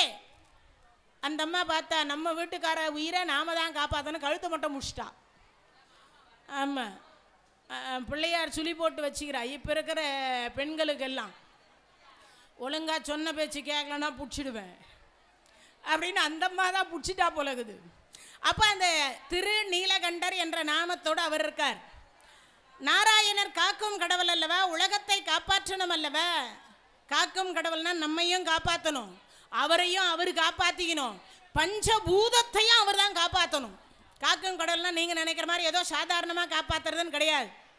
ஆற்றை பொங்க வைக்காமல் இருக்கணும், கடலை பொங்க வைக்காமல் இருக்கணும், இந்த நிலம் என்று சொல்லக்கூடியதை நடுக்கம் வர வைக்காமல் இருக்கணும், அதே மாதிரி காற்றை அதிகமாக அடிக்க வைக்காமல் இருக்கணும், அக்னியை அதிகமாக வீச வைக்காமல் இருக்கணும், அதே மாதிரி ஆகாயம் என்று சொல்லக்கூடியதில் இருந்து கொட்டக்கூடியதுன நம்மால் ஆகாயத்தினால நமக்கு தீங்கு வரக்கூடாது. ஆகாயத்தில் என்னென்ன தீங்கு வருது? இடி இடிச்சா கதி என்ன ஆகும்? மின்னல் தாக்கினா என்ன ஆகும்? இது அத்தனை பஞ்சபூதங்களையும் அடக்கக்கூடிய அடக்கலை காப்பாற்றி கொண்டிருக்கிறார். அவர் சக்தியை வைத்து காப்பாற்றினுகிறார், நம்மளையும் சேர்த்து. அப்போ காக்கும் கடவுள் திருமால் பார்த்தார், நம்ம எப்படி காப்பாத்துறது? சரி, அந்த ஆலகால விஷத்தை நம் உடம்பெல்லாம் பூசிக்கொள்ளலாம். மேனி கருத்து போச்சு. பகவான் என்ன நிறத்தில் இருக்கிறார்? கண்ணங்கரேன்னு கருமை நிற கண்ணனாக இருக்கிறார். இவங்க 2 பேரும் அவங்களுக்கு பயன்படுத்திட்டாங்க. ஆனால் அந்த பிரம்மா இருக்கான் பாருங்க, கொஞ்ச நேரத்துக்கு முன்னாடி அம்மையார் சொன்னாங்களே, சரஸ்வதியை நாவில் வைத்த தினம் என்றைய தினம்னு, இந்த பங்குனி உத்தரத்தன்னைக்கு. அந்த பிரம்மாவுக்கு கொஞ்சம் அறிவு ஜாஸ்தி. நம்மளுக்கெல்லாம் கொஞ்சம் அறிவு வந்துட்டா என்ன பண்ணுறோம், கொஞ்சம் படிச்சுட்டோன்னா மானா கானா வந்துடுது. அப்படின்னா என்னது? மண்ட கர்வம். நான் எவ்வளோ படிச்சுக்கிறேன் தெரியுமா, உனக்கு என்ன தெரியும்? அப்படி தான் எல்லாரும் இப்போ சொல்கிறோம். ஏன்னா எல்லாரும் டாக்டர் ஆக முடியாது, எல்லாரும் இன்ஜினியர் ஆக முடியாது, எல்லாரும் எல்லா கல்வியும் படிக்க முடியாது இல்லையா? ஒவ்வொருத்தருக்கு இறைவன் ஒரு திறமையை கொடுத்துருக்கிறார், இல்லைன்னு எல்லாம் சொல்ல முடியாது. அனுபவத்தை போன்று உலகத்தில் வேறு எதுவுமே கல்வியை கற்றுக்க முடியாது. அனுபவத்தை தவிர உலகத்தில் பெரிய கல்வியே கிடையாது. அனுபவம் மட்டும்தான் நமக்கெல்லாம் சிறந்த ஒரு கல்வியாக இருக்க முடியும். கரண்ட் எப்படி இருக்குதுன்னு யார் சொல்ல முடியும்? தொட்டு பார்த்தா தானே அது ஷாக் அடிக்குதா இல்லையான்னு தெரியும் இல்லையா? அனுபவப்பட்டா தானே எதுவுமே தெரிஞ்சுக்க முடியும். வலி எப்படி இருக்குன்னு யார் சொல்ல முடியும்? பல்லு வலி எப்படி இருக்குன்னு யாராவது சொல்ல முடியுமா? வயிற்று வலி எப்படி இருக்குன்னு யாராவது சொல்ல முடியுமா? வலி அவனுக்கு வந்தால் தான் தெரியும், இல்லைன்னா தெரியாது. அப்போ அனுபவம் தான் அதிகமான கல்வியை தரக்கூடியது. இந்த பிரம்மா பார்த்தார், சரஸ்வதியை நாவில் குடி வைத்திருக்கின்றதுனால அவருக்கு என்ன பண்ணார்னா யோசிக்கிறார், இதை நமக்கு பயன்படுத்தக்கூடாது. ஏற்கனவே 2 பேர் அவங்களுக்கு பயன்படுத்தியதுனால ஆபத்து அவங்களுக்கு முடிஞ்சது. என்ன பண்ணலாம் யோசிக்கிறார். அறிவு இல்லையா? யோசித்தவர் பார்த்தார், நம்ம தொழிலுக்கு பயன்படுத்திக்கலாம், நம்ம தொழிலுக்கு பயன்படுத்தி கொள்ளலாம். அப்போ என்ன பண்ணிட்டார், சரி தொழிலுக்கு முதல்ல என்ன செய்யலாம்? எல்லார் தலையெழுத்தும் எழுதுறோம்ல, இந்த எழுதுகோலுக்கு எவன் மை ஊத்துறது? இந்த ஆலகால விஷத்தை தூக்கி ஊத்து. அப்போ நம்ம தலையெழுத்தெல்லாம் எதில் எழுதுனது? ஆலகால விஷத்தினால் எழுதுந்து. அதனால் நம்ம சிந்தனையெல்லாம் எப்படி இருக்கு? சுப்பையா சுவாமி கோயில் குயவன்குடிக்கு எப்படி போக வேண்டும் வழி கேட்குறார் ஒருத்தர். ஐயா, இப்படியே ராமநாதபுரத்துலேருந்து நேர் ஸ்ட்ரெயிட் ரூட், ஒரே ரூட்டு போனீங்கன்னா பார்த்தீங்கன்னா அலங்காரம் பண்ணி வச்சுருப்பாங்க. அதுதான் சுப்பையா சொன்னானா? ஷார்ட் வழி இல்லை, நேர் வழியை சொன்னால் அவன் என்னன்றான், குறுக்கு வழி இல்லையான்னு கேட்குறான். உண்டா இல்லையா? அப்போ என்ன காரணம்னு நினைக்கிறீங்க? எழுதிய எழுத்துன்னு ஒன்று இருக்கு இல்லையா, தலையெழுத்துன்னு ஒன்று இருக்கு இல்லையா?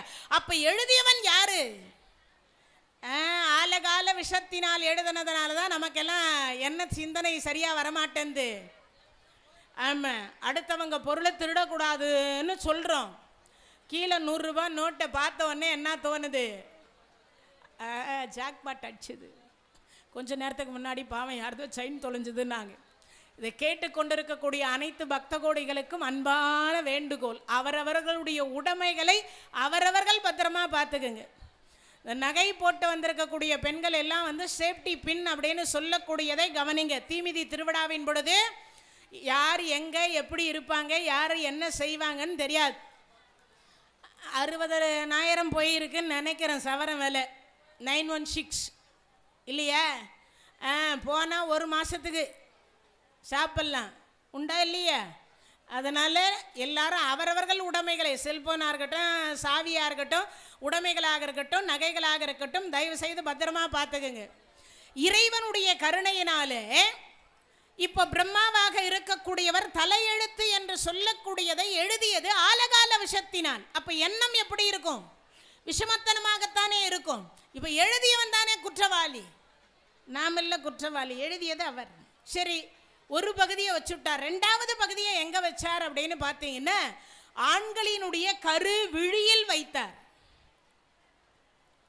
ஆண்களினுடைய கருவிழியிலே ஆலகால விஷத்தை வச்சுட்டார். சரி, 3வதா எங்கே வைக்கலான்னு பார்த்தார். பெண்களினுடைய ஸ்தனம் என்று சொல்லக்கூடிய மார்பகத்தினுடைய காம்பு பகுதியில் வைத்து விட்டார். ஒரு பெண்ணை ஒரு ஆண் பார்க்கின்ற பொழுது சத்தியமா முகத்தை அவன் பார்க்க மாட்டான். இப்பவே உங்களுக்கு புரிஞ்சிருக்கும்னு நினைக்கிறேன். விஷம் விஷத்தை நோக்குகிறது, தப்பு ஆண்கள் பேர் அல்ல. உடனே அது தப்புன்னு அதுக்கு 6வதா ஒரு அறிவு கொடுத்துக்கிறான். மிருகம் இல்லை நாம் 6 அறிவு படைத்த மனிதர்கள். 6வதா ஏன் மிருகத்துக்கும் நமக்கும் வித்தியாசம் தெரிவதற்கு தான் ஒரு அறிவு எக்ஸ்ட்ரா கொடுத்துக்கிறான். இது தப்பு என்று சொல்லி நாம் என்ன பண்ணணும்? பார்வையை விளக்கணும். அதுக்கு தான் 6வதாக சிந்திப்பதற்கு ஒரு அறிவை கொடுத்தார். இப்போ 3 பகுதி 3 வச்சுட்டாரா? ஆண்களினுடைய கருவிழியில், பெண்களினுடைய ஸ்தனத்தினுடைய காம்பு பகுதி, மார்பகத்தினுடைய காம்பு பகுதியில் ஒரு பகுதி ஆலகால விஷத்தினால் நம் தலையெடுத்து எழுதியது. இப்போ 3 பகுதி பிரிச்சுட்டாரா? இப்போ புரிஞ்சிருக்கும்னு நினைக்கிறேன். ஏன் நம்மெல்லாம் திருடுவது, பொய் சொல்லுவது, ஏமாற்றுவது, குடியை கெடுப்பது மற்றும் இருக்கக்கூடிய பஞ்சமா பாதக செயல்களை செய்வதற்கு அடிப்படை காரணம் அந்த பிரம்மா. அப்போ இவ்வளவும் செஞ்சிட்டாரா? இப்போ பிரம்மா கிட்ட சிவபெருமான் கேட்குறார், ஏண்டா ஆலகால விஷயத்தை உனக்கு பயன்படுத்துவேன்னு பார்த்தா கடைசியில் உன் தொழிலுக்கு பயன்படுத்துறேன்னு ஜனங்க மேலே போய், ஜீவன்கள் மேலே போய் வச்சுட்டியேடான்னார். நான் என்ன பண்ணுறது சுவாமி, எனக்கு அவ்வளவு அறிவு நீங்கள் யாருக்காவது கொடுத்துருக்கணும், நீங்கள் பாட்டுக்கு வச்சுட்டீங்க. அப்போ தான் சிவபெருமான் பார்த்தார், நீ என்ன பண்ணாலும் என்கிட்ட இருக்குடா வழின்னார். என்ன வழி இருக்கு? அதைத்தான் இவர் சொல்கிறார். பேற்றை தவம் சற்றும் இல்லாத என்னை பிரபஞ்சம் என்னும் சேற்றை கழிய வழிவிட்டவா. ஏன் நீ எத்தனை முறை எத்தனை ஆசைப்பட்டாலும் என்னை ஒரு முறை வந்து வணங்கி சிவாய நம என்று சிந்தித்தாலே ஆனால் சிவனோடு ஒக்கும் தெய்வம் தேடினும் இல்லை, அவனோடு ஒப்பர் இங்கு யாவரும் இல்லை, புவனம் கடந்து பொன்னுலை மின்னும் தவன சடைமுடி தாமரையானே சிவசிவ என்கிலர் தீவினையாளர் சிவசிவ என்றிட தீவினை மாறும் சிவசிவ என்றிட தேவரும் ஆவர் சிவ சிவ என்ன சிவகதி தானே. என்ன பண்ணிட்டார்? நீ என்னென்ன பண்ணாலும் நான் வச்சுருக்கிறேன் என் திருமுடியில் ஒன்றுத்தன்னார். என்ன வச்சுருக்கீங்க சுவாமி? ஆற்ற வச்சுருக்கேன்டா. அது என்ன பண்ணும் சாமி? இந்த பங்குனி யுத்தத்தில் கொஞ்ச நேரத்துக்கு முன்னாடி அம்மையார் பேசும்பொழுது சொன்னாங்க இல்லையா, தீர்த்தம் என்று சொல்லக்கூடியதில் நீராடக்கூடிய ஒரு புண்ணியம் அப்படின்னு சொல்லக்கூடியது நாளை காலையில் 10 மணி வரைக்கும் இருக்குது. எது? பங்குனி உத்தரம் என்று சொல்லக்கூடியது நாளை காலையில் 10 மணி வரைக்கும் இருக்குது. முடிஞ்சவங்க ஆற்றில் குளத்தில் அப்படி முங்கும் பொழுது நீச்சல் தெளிஞ்சு முங்குங்க.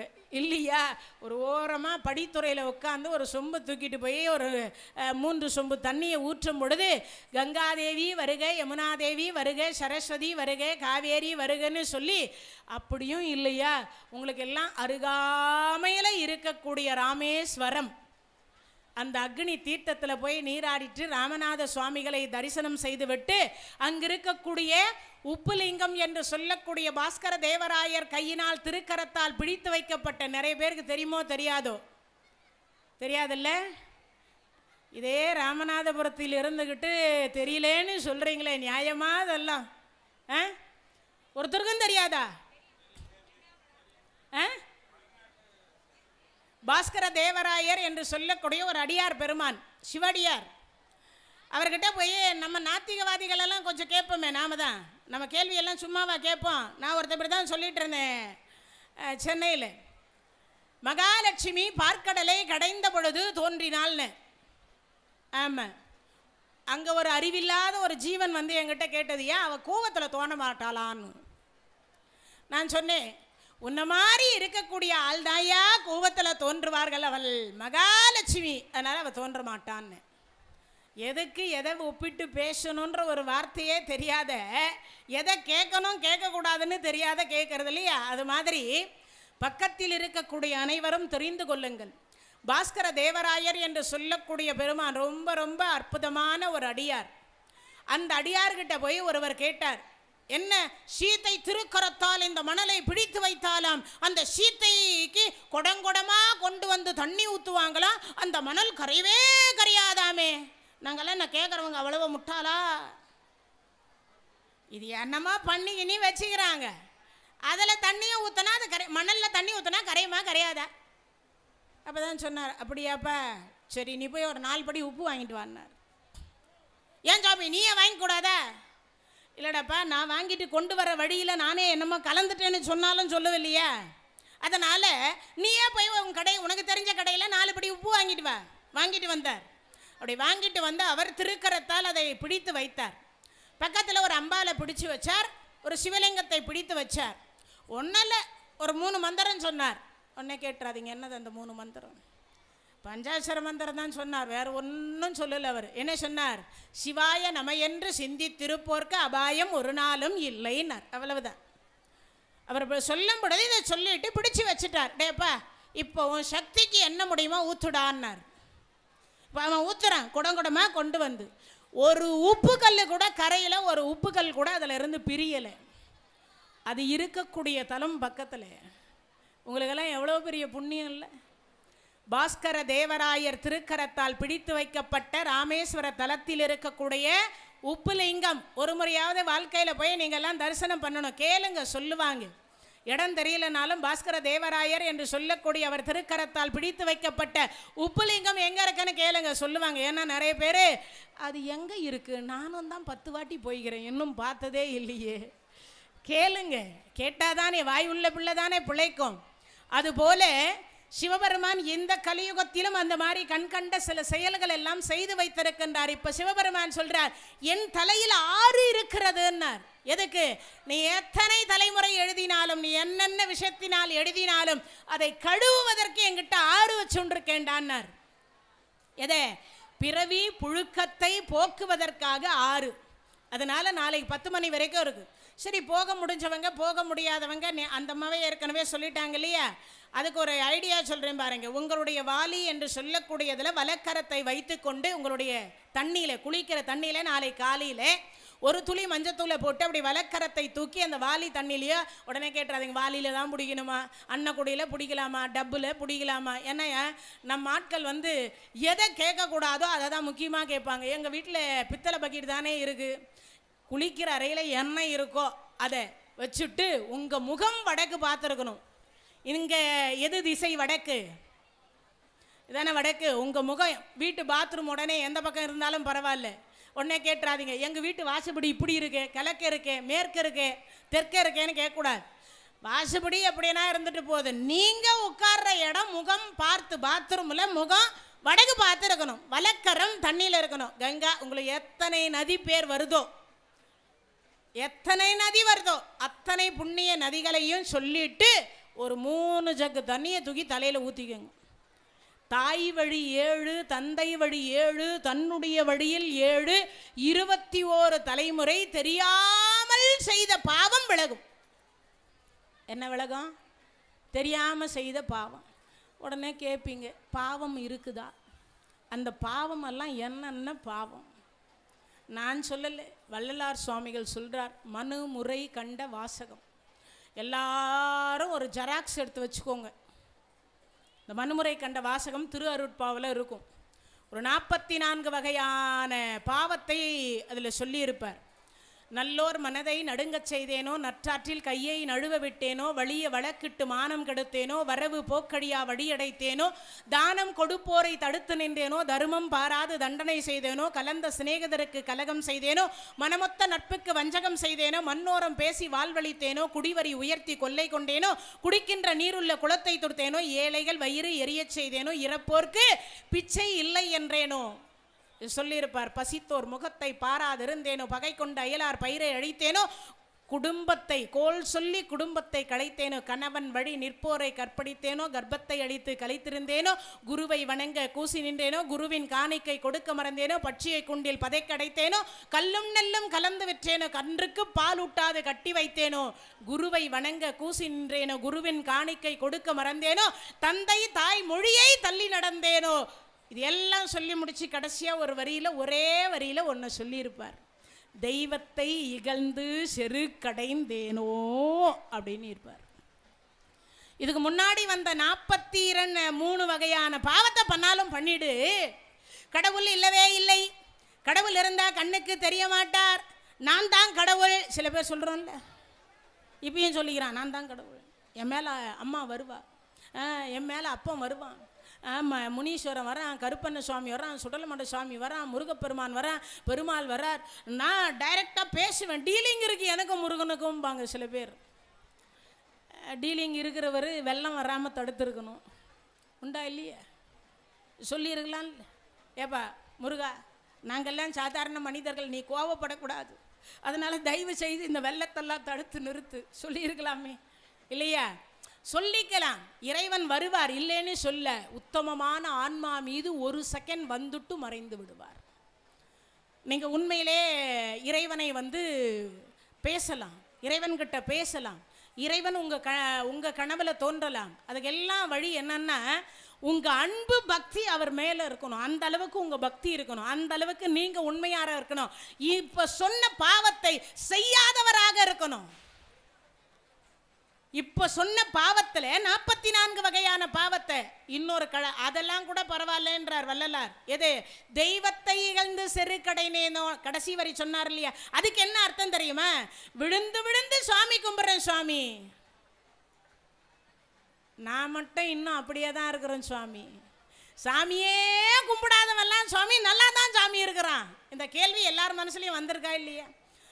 உங்களுக்கெல்லாம் நான் இவ்வளோ சொல்கிறேன், என் மனசுலையும் வந்தது. 8 வருஷத்திற்கு முன்னதாக என் கணவர் இறந்த பொழுது எனக்கும் அப்படி தான் வந்துச்சு. உளுந்து உளுந்து உனக்காகவே என் கணவர் தொண்டு செய்து இல்லாமல் என்னையும் சாமியார் ஆக்கி ஊர் ஊராக போய் பிரசங்கம் பண்ணுன்னு சொல்லி விட்டுட்டு போனீங்களே, ஏன் சுவாமி இப்படி நடந்ததுன்னு எனக்கும் அந்த முருகனை பார்த்து நானும் தான் கேட்டேன். அப்போ சாமி கும்பிட்றவங்கெல்லாம் தண்டனையை அனுபவிக்கணுமான்னு நான் கூட தான் கேட்டேன். அறியாத தனம். எவ்வளவு படித்தாலும் நானும் ஒரு மனுஷி தானே, சாதாரண மனுஷி தானே, எனக்கும் உணவர்கள் இருக்குல்ல, எனக்கும் ஆசா பாசம் இருக்கு, எனக்கும் ஆசைகள் இருக்கும் இல்லையா? இப்போது சுப்பையா சுவாமியினுடைய கோயிலில் இதை கொடுத்தாங்க, இப்போது நான் வைக்க முடியுமா? நான் எத்தனை கோடி வச்சாலும், எத்தனை கோடி எனக்கு கொடுத்தாலும் இதை நான் சூட முடியுமா? யோசிச்சு பாருங்க, முடியாதுல்ல. அப்போ நான் ஏதோ கர்மா பண்ணியிருக்கிறேன்னா, அது இப்பிறவியில் அல்ல, எப்பிறவியில் பண்ண எனக்கு தெரியாது. அப்போது அதை நான் அனுபவிக்கணும் தானே. அப்போ அனுபவிக்க தானே எனக்கு இந்த பிறவியை கொடுத்துருக்கிறார். என்ன ஒன்னே ஒன்று, எந்த ஜென்மத்திலேயோ பண்ண புண்ணியம் அவன் நாமத்தை சதா சர்வம் சொல்லுவதற்கு எனக்கு பண்ணித்திருக்கிறான். அதுதான். அப்போ அந்த பாவத்தில் இருந்து விடுவிப்பதற்கு இந்த புண்ணியத்தை செய்கிறேன், அவ்வளவுதான் விஷயம். அப்போ அந்த கடவுளை நானும் தானே கேள்வி கேட்டிருக்கேன். சொல்லுவது எல்லோருக்கும் எளிதாம், ஆனால் சொல்லிய வண்ணம் செயல். சொல்றது ஈஸி, நடைமுறையில் நடப்புற பொழுது என் கணவர் இறந்த அன்னைக்கு என் வீட்டில் இருந்த ஃபோட்டோ சிலைகள் மொத்தத்தையும் உடைச்சேன். யோசிச்சு பாருங்க அப்போ எவ்வளவு இருக்கும்னு. என்ன சாதாரணமானவர் என் கணவர் 9 வயசுலேருந்து வாரியார் சுவாமிகள் கிட்ட தொண்டு பண்ணவர், அவர்கிட்ட தீட்சை வாங்கினவர். அவர் 36 வருஷம் சென்னையில் வாழ்ந்தவர். ஜீன்ஸு பேண்ட்டு போடாதவர். எம்ஏ எக்ஸாம் எழுத உள்ள வேட்டி கட்டிட்டு போனதுனால தடுத்து நிறுத்திட்டான். ஒரு கலெக்டர் தெரிஞ்ச உடனே அந்த கலெக்டருக்கு ஃபோன் பண்ணி உடனே அந்த கலெக்டர் அங்கேருந்து ஒரு ஃபோன் அடிச்சது உடனே அவர் விஐபியில் கூப்பிட்டு போய் உட்கார வச்சு எக்ஸாம் எழுத வச்சாங்க. அதுவும் செந்தில் ஆண்டவன் தான் பண்ணது. இல்லைன்னா அவருக்கு ஒரு பாதுகாப்புக்கு வந்து விஐபி ரேஞ்சில் போய் உட்காந்து அங்கேயே உட்காந்து எக்ஸாம் எழுதுகிற வரைக்கும் ஒரு ஆள் இருந்து எல்லா எக்ஸாம் எழுதுறவரும் அவரை பார்த்தாங்க. அப்போ அதுவும் அவர் திருவிளையாடல் தானே. அதே முருகப்பெருமான் ஒரு முறை இதே மாதிரி சொற்பொழிவு நடந்துட்டுருக்கு திருச்செந்தூரில். இவருக்கு அடுத்து பேசினவர் ஒரு 5 நிமிஷம் இவர் என்ன பண்ணிட்டார்னா எக்ஸ்ட்ரா எடுத்தார். ஒரு 5 நிமிஷம் எடுத்தார். உங்களுடைய நேரத்திற்குள் நீங்கள் முடிக்காமல் போகிறதுக்கு தவறுன்னு சொல்லி வாக்குவாதம் பண்ணி மிகப்பெரிய சண்டை மேடையிலேயே வச்சு வேறு மாதிரி பேசிட்டார். இவர் சொன்னார் இவருக்கு லேட்டாக கொடுத்தாங்க, 10 நிமிஷம் லேட்டாக கொடுத்தாங்க. இவர் கொடுக்கும் பொழுது 10 நிமிஷம் லேட்டாக கொடுத்தாங்க. அப்போ அந்த ஆர்கனைஸ் பண்ணுறவர் சொன்னார், அண்ணா நீங்கள் 10 நிமிஷம் லேட்டாக முடியுங்கன்னார். அதுக்குள்ளே அவர் வந்துட்டு டைமிங்க்கு முடிக்கல, அது எப்படி நீங்கள் ஏன் டைமை எடுக்கலான்னு சொல்லி பிரச்சனை பண்ணி மேடையிலேயே அவர் ஏதோ ஒரு வார்த்தையை விட்டுட்டார். அழுதுகிட்டே திருச்செந்தூர் முருகர்கிட்ட போனார். இது நடந்த உண்மை. முருகர்கிட்ட போனார், நான் என்னையா பண்ணேன், 10 நிமிஷம் அவங்க லேட்டாக முடியுன்னாங்க, நான் 5 நிமிஷம் தான் எடுத்துக்கிட்டேன். அதுக்குள்ளேயே வந்து அவர் சத்தம் போடுறாரு, நான் என்னையா பண்ணுவது அப்படின்னு சொல்லிட்டு கண்ணீர் விட்டார். கருவறையில் நின்று நடந்த உண்மை. மறுநாள் பார்த்தா எங்களுக்கு அடுத்து அவர் மறுபடியும் பேசணும். அவருக்கு ஜுரமோ என்னமோ தெரியல, வந்துட்டு பேசவே முடியல. நிர்வாகத்தினர் வந்து சொல்கிறாங்க, அண்ணா நேற்று 5 நிமிஷம் எக்ஸ்ட்ரா எடுத்ததுன்னு ஒருத்தர் சண்டை போட்டார்ல, அவர் இன்றைக்கி வரல, அவர் டைமே நீங்களே சேர்த்து பேசுங்கண்ணா. 5 நிமிஷம் எடுத்ததுக்கு தகராறு பண்ணார். இன்னைக்கு அவருடைய டைமை 1 மணி நேரம் 60 நிமிஷத்தை இவருக்கு சேர்த்து கொடுத்துட்டார். இதான் இறைவன் திருவிளையாடல். அப்போ இறைவன் இருக்கிறார், கர்மவினை என்பது நம்மால தொலைக்க முடியல. அப்போ இறைவன் பால் நோவதில் எய்தவன் இருக்கின்ற பொழுது அம்பை நோகலாமா? நோகக்கூடாது இல்லையா? அப்போ ஏதோ ஒரு கர்மவினை இன்னும்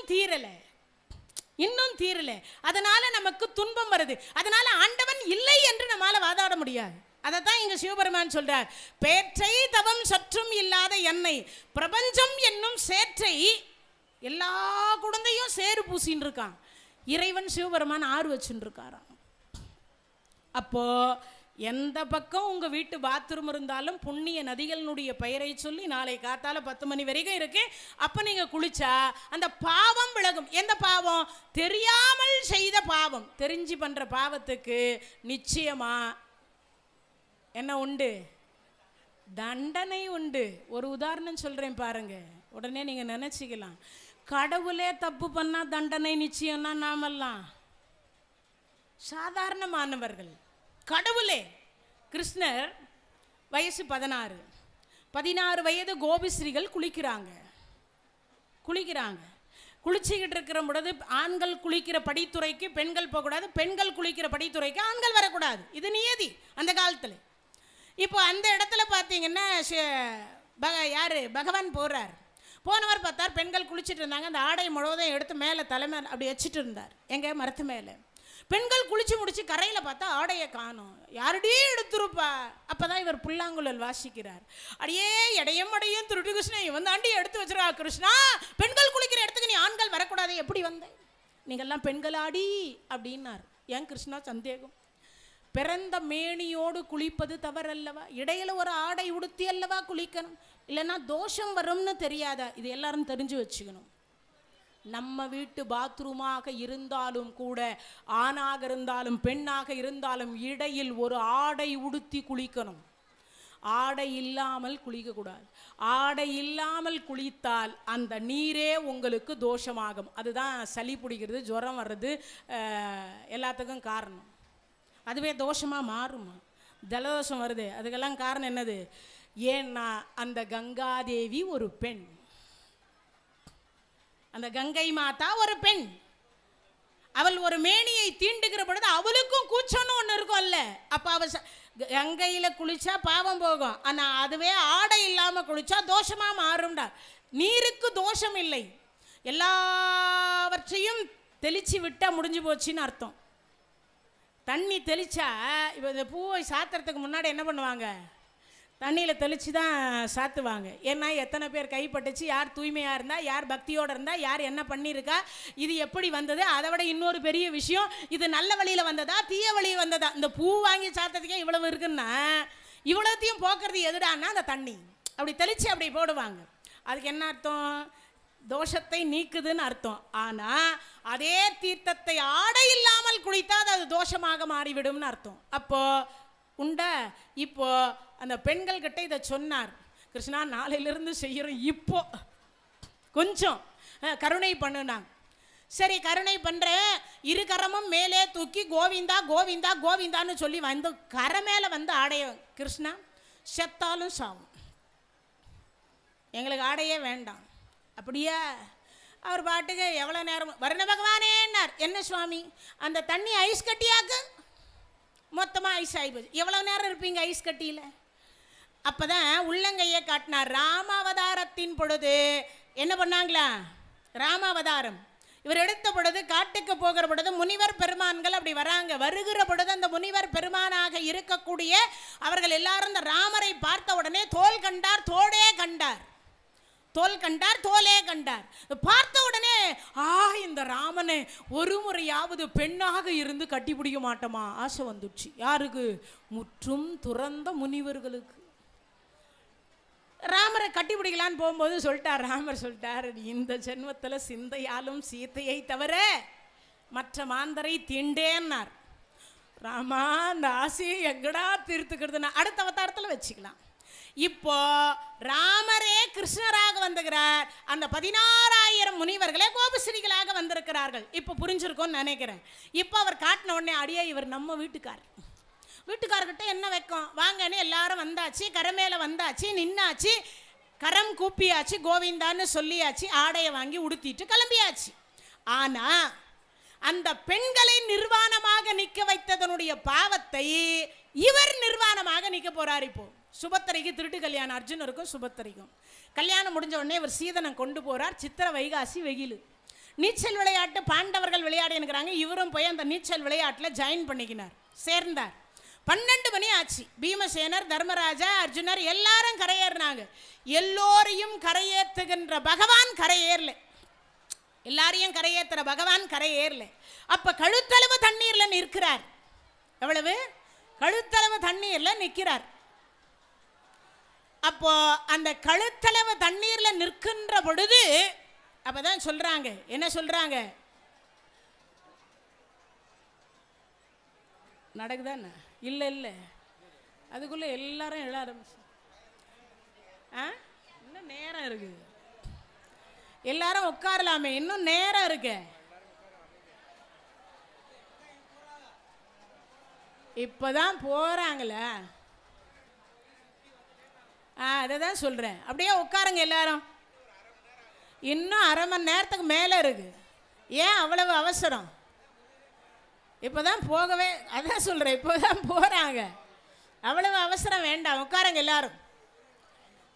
இறைவனுடைய கருணையினாலே இப்போ பகவானாக இருக்கக்கூடியவர் நீச்சல் விளையாட்டு விளையாடுகிற பொழுது எல்லாரும் 12 மணி ஆயிடுச்சு, எல்லாம் கரையேறினா. எல்லோரையும் கரையேற்றுகின்ற பகவான் கழுத்தளவு தண்ணீர்ல நிற்கிறார். பீமசேனர் சொல்றார், கிருஷ்ணா கரையேறுன்னார். சொன்ன அடுத்த வினாடி பார்த்தார், கோபமா சொல்றானே, இவங்கிட்ட போய் நான் என்னன்னு சொல்றது, ஒன்றும் சொல்ல தெரியல. சரி நிற்கிறார். படிச்சு பட்டம் வாங்கினவர் தர்மராஜா, பீமராஜா, அர்ஜுனர், நகுலர், சகாதேவர், பாமா, ருக்மணி, சுபத்திரை, கடைசியா திரௌபதி அம்மா. திரௌபதி அம்மா சொன்னாங்க, நீங்கள்லாம் முன்னாடி போங்க, அண்ணா வருவாருன்னாங்க. இப்போ எல்லாம் போகிறான் முன்னாடி. யார்? தர்மராஜா போகிறார், பீமராஜா, அர்ஜுனர், நகலர், சகாதேவர், கடைசியாக பாமா, ருக்மணி, சுபத்திரை எல்லாரும் போகிறாங்க. அப்படி எல்லாரும் போகிற பொழுது இப்போ முன்னாடி அவங்கெல்லாம் போயிட்டே இருக்காங்க. இந்த அம்மா போகிறதுக்கு முன்னாடி யோசிக்கிறா, அண்ணாக்கு என்ன விரதமா வேண்டுதலா? கழுத்தளவு தண்ணீரில் நிற்கிறாரே. அந்த திரௌபதி அம்மா தான் உடுத்தி இருந்த பட்டுப்புடவையில் ஒரு பகுதியை கிழிச்சு பின்பக்கமாக எறிந்து அதை உடுத்தினார்கள். இறைவனாக இருக்கக்கூடியவர் ஒரு நிமிடம் அந்த பெண்களை நிர்வாணமாக நிற்க வைத்ததனுடைய பாவத்தினுடைய சம்பளத்தை அவர் அனுபவித்தார், பகவானே அனுபவிச்சார். அதனால பேற்றை தவம் சற்றும் இல்லாத என்னை பிரபஞ்சம் என்னும் சேற்றை கழிய வழிவிட்டவா செஞ்சடாவி மேல் ஆற்றை பணியை இதழியை அம்புலியின் கீற்றை புனைந்த பெருமான் குமாரன் கிருபாகரனேனார். அப்போ இறைவன் ஆறு வைத்திருக்கின்றார். நாம பிறந்த பிறவி என்கின்ற ஒன்றை போக்குவதற்காக. ஓர ஒட்டார் ஒன்றை உண்ண ஒட்டார் மலரிட்டு உனதால் சேர ஒட்டார் ஐவர். எதிரி எங்கேயும் இல்லையா, நம்மகிட்ட தான் இருக்கிறாரா. எது? ஓர ஒட்டார் ஒன்றை உண்ண ஒட்டார் மலரிட்டு உனதால் சேர ஒட்டார் ஐவர். இந்த 5 பேர் இருக்காங்க. யார்? மெய், வாய், கண், மூக்கு, செவி என்று சொல்லக்கூடிய இந்த உடம்பு என்று சொல்லக்கூடியதோடு சேர்த்து 5 பேர் இருக்கிறாங்க. அந்த 5 பேர் என்று சொல்லக்கூடியவர்கள் செய்யக்கூடிய பாவத்தினுடைய சம்பளம் தான் நம்மளெல்லாம் இறைவன்கிட்ட கொண்டு போய் சேர்க்க மாட்டேங்குதான். அப்போ இறைவன் என்று சொல்லக்கூடியவரிடத்தில் நம்மை கொண்டு போய் சேர்க்காம இருக்கிறது பக்கத்து வீட்டுக்காரோ ஏத்த வீட்டுக்காரோ இல்லை நம்ம வேற யாரோ கிடையாது. அப்போ யார் சேர்க்காம இருக்கிறா? ஓர ஒட்டார் ஒன்றை உண்ண ஒட்டார் மலரிட்டு உனதால் சேர ஒட்டார் 5 பேர். இந்த மலர் எடுத்துகிட்டு போய் அப்படி இறைவன் பாலில் ஒரு மலராவது சாத்தணும், ஒரே ஒரு சின்ன நெய் தீபமாவது ஏற்றணும். அதுவும் இல்லையா, கலியுகத்தில் நாமாவலி என்று சொல்லக்கூடியது கந்தர் அலங்காரம், கந்தர் கலிவென்ப, கந்தர் அனுபூதி, இருக்கக்கூடிய திருப்புகள், வேல் விருத்தம், மயில் விருத்தம், வேல் வகுப்பு, வேல்மாறல், இதெல்லாம் எது? தேவாரம், திருப்புகள். இதெல்லாம் தெரியுதோ தெரியாதோ? 4000 திவ்ய பிரபந்தம், இதெல்லாம் தெரியுதோ தெரியாதோ? ஆனால் எல்லாருக்கும் பகவானுடைய நாமம் தெரியும் இல்லையா? முருகான்னு சொல்லலாம், 3 எழுத்து. ஆறுமுகம்னு சொல்லலாம், அதே மாதிரி சரவண பவன்னு சொல்லலாம், சிவாய நமன்னு சொல்லலாம், நாராயணான்னு சொல்லலாம். ஏதாவது ஒரு ரூபத்தில் ஏதாவது ஒரு பேரோடு இறைவனுடைய திருநாமத்தை சொல்லணும். அதுக்கு என்ன காரணம்? எல்லாராலையும் போய் முழுசாக தேவாரமோ திருப்புகளோ படிச்சுக்க முடியாது.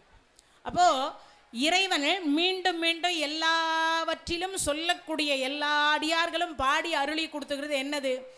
மீண்டும் மீண்டும் அவன் திருப்பெயரை தான் மாற்றி மாற்றி சொல்லுகிறாங்க. திருவிளையாடலை மாற்றி மாற்றி சொல்லப்பட்டிருக்கிறது. அவர்கள் செய்த திருவிளையாடல்களுடைய அடியார்கள் வணங்கி எப்படி திருவருளை பெற்றிருக்கிறார்கள் என்பதை தான் மாற்றி சொல்லியிருக்கிறாங்க. ஆனால் இது அத்தனையும் சொன்ன அடியார்கள் நாமத்தை மறவாமல் சொல்லியிருக்கிறாங்க. நம்மால் அத்தனையும் சொல்ல முடியாவிட்டால் கூட நாம் எல்லாம் என்ன சொல்லலாம்? நாமம் சொல்லலாம். எல்லாருமே நாமத்தை சொல்லலாம்.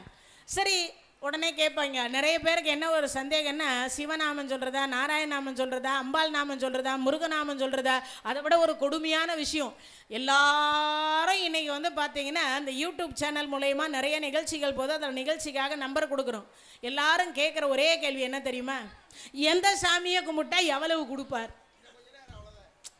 எந்த சுவாமியை கும்பிட்டா எவ்வளவு கொடுப்பார்? ஆமாம், சிவனை கும்பிட்டா விபூதியை தவிர வேறு ஒன்றும் கொடுக்க மாட்டேன்றாராம். முருகரை கும்பிட்டாலும் அதே மாதிரி தான் சொல்கிறாங்க. பெருமாளை கும்பிட்டா தான் நிறைய கொடுக்குறாராமே பெருமாள். அந்த பெருமாளே கொடுக்கணுன்னா கூட நம்ம முருகப்பெருமானுடைய யாரை கேட்டு தான் கொடுக்கணும், சிவனை கேட்டு தான் அவர் கொடுக்கணும். இவங்க 2 பேரும் கொடுத்தா நான் ஏற்கனவே சொல்லியிருக்கேன், ரிஜிஸ்ட்ரேஷன் பண்ணி கொடுத்துருவாங்க 21 தலைமுறைக்கு. ஆனால் நாராயணர் காத்தால் கொடுத்து சாயங்காலம் பிடிங்குவார். காத்தால் 1 லட்ச ரூபாய் இல்லை 1 கோடி லாட்ரியில் விழுதுன்னா சாயங்காலம் இன்கம் டேக்ஸ் ரைடு போயிடும் மொத்தம். இல்லையா இவனே எங்கேயாவது விட்டுடுவான். அதுவும் இல்லையா இவனுடைய பிள்ளை எங்கேயாவது கொண்டு போய் விட்டுருவான், தொலைச்சிருவான். அந்த மாதிரி ஆகிடும். அப்போனா என்ன அர்த்தம்? கொடுக்க வேண்டும் என்று அவன் அருளாலே அவன் தாள் வணங்கி அவன் கொடுக்கணும்னு நினச்சா யாராலும் தடுக்க முடியாது. அவன் தடுக்கணும்னு நினச்சா யாராலையும் கொடுக்க முடியாது. ஆனால் அப்படிப்பட்ட ஒரு சிறப்பு என்பது எங்கடா இருக்குது அப்படின்னா இறைவனுடைய திருவருள்ல இருக்கு. இறைவனுடைய திருவருள் இருக்கு. அதனால ஓர ஒட்டார் ஒன்றை உண்ண ஒட்டார் மலரிட்டு உனதால் சேர ஒட்டார் ஐவர். அதனால ஒரே ஒரு பூவாவது கொண்டு போய் இறைவனுக்கு சாத்துங்க. ஒரே ஒரு என்ன பண்ணலாம், உங்களால் முடிஞ்ச வரைக்கும் ஒரு நெய் தீபம் ஏற்றலாம். அதுவும் இல்லையா நாமாவளி சொல்லலாம் முடிஞ்ச வரைக்கும். எப்போ உண்ணும் பொழுது, உறங்கும் பொழுது, பேசும் பொழுது, பேணும் பொழுது, எப்போ வேணாலும் நாமத்தை சொல்லலாம். நீங்கள் வேலை செஞ்சுக்கிட்டே கூட மனத்தில் என்ன சொல்லலாம், உங்களுக்கு பிடிச்ச கடவுளுடைய நாமத்தை சொல்லலாம். அதுக்கு ஒரு உதாரணம் சொல்கிறேன் பாருங்க. தங்கம் ஒன்று தான், காதில் போட்டால் கம்பல், மூக்கில் போட்டால் மூக்குத்தி, அதுவே கீழே போட்டால் புல்லக்கு, கழுத்தில் போட்டால் நெக்லஸ்ஸு, அதுவே கழுத்தில் செயின், அதுவே கழுத்தில் ஆரம், இடுப்பில் போட்டால் ஒட்டியானம், கையில் போட்டால் வளையல், அதே விரலில் போட்டால் மோதிரம், அதுவே என்னென்னமோ இருக்கு. இத்தனுண்டு தங்கம் கெட்ட கேடு இவ்வளவு பெயர் எடுக்கின்ற பொழுது இறைவன் அவ்வளவு பெயர் எடுக்கக்கூடாதா? திருவருள் ஒன்று தாங்க. நீங்கள் எந்த கடவுளை வணங்கினாலும் உன் பக்தி சரியாக இருக்கணும், ஒழுக்கம் சரியாக இருக்கணும், அவன் மீது காட்டக்கூடிய அன்பு சரியாக இருக்கணும், முடிஞ்ச வரைக்கும் பாவத்தை பண்ணாமல் இருக்கணும், முடிஞ்ச வரைக்கும் வையர் கதிர் வடிவேலோனை வாழ்த்தி நொய்யில் பிளவல வேணும் பகிர்வெங்கள்.